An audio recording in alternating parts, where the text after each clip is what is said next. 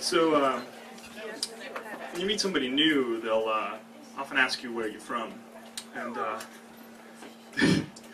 that was really funny to someone over there. But I really have a hard time answering this question, so I'll explain why. I was born in a city called Riga in what was the Soviet Union at the time, but my family, we didn't really belong there. To give you an example, when I was in kindergarten,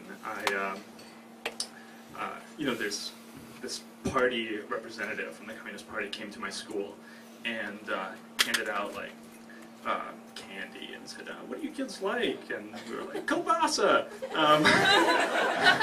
It's delicious, and we didn't have any. So he's like, "Well, your grandpa Lenin brings you candy and kielbasa.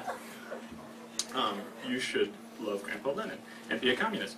And so at the end of the day, my mom comes to pick me up, and we're riding on the public transport back home, and she says, as a good Jewish mother should, "What did you learn in school today?"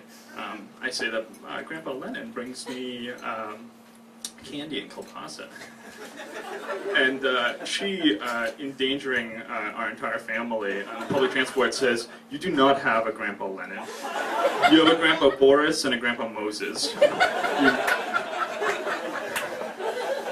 So shortly after that, they applied for permission to leave the Soviet Union. In the Soviet Union, you can't just pack your bags and leave. You have to get permission from the party.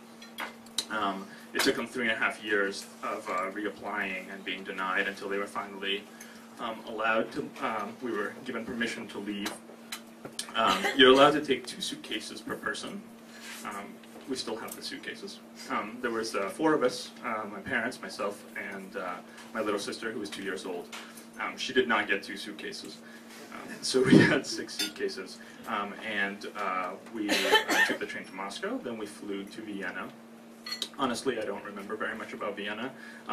My memory is that we lived in a castle. I'm sure it was a dingy motel. My memory is that it was a castle. What I do remember is us walking down the street and me seeing a produce stand that was selling bananas. This was in March.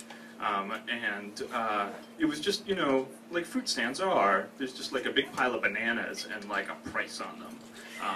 That means nothing to me, of course, but so there's just bananas. But I was absolutely shocked because this was the first time in my life that I had seen bananas just being sold, and not like a giant crowd of people like pushing, trying to get like.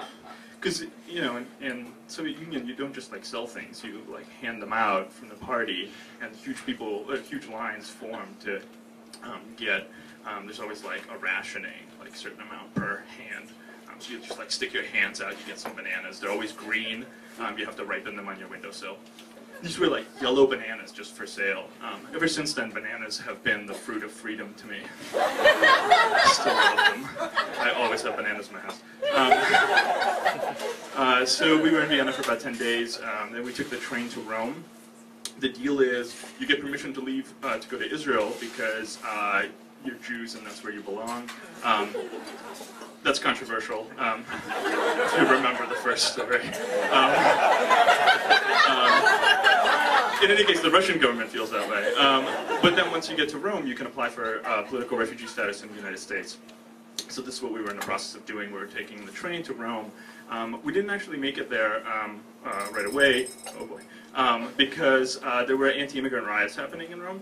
So they had to stop the train and unload everybody onto buses. Then we took the bus to Rome. We lived in Rome for about 1.5 months, where I discovered the wonders of the arcade game Kung Fu. Yeah? Thank you. It's a wonderful game. Also, now it's completely associated with freedom to me. Once we got our status in the U.S., we flew into JFK to celebrate. My father took me a walk through the airport. We had a layover before going to Boston.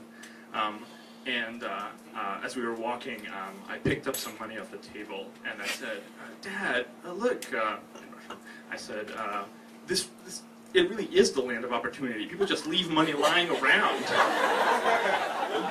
This is great. So then we had to go back and explain in completely impossible English that to give it back to the server. I stole somebody's tip. The moral really is just that with all of this happening, you'd think it'd be really traumatic, but for me, it actually wasn't so bad, because for me, home territory was always with my family. Bravo.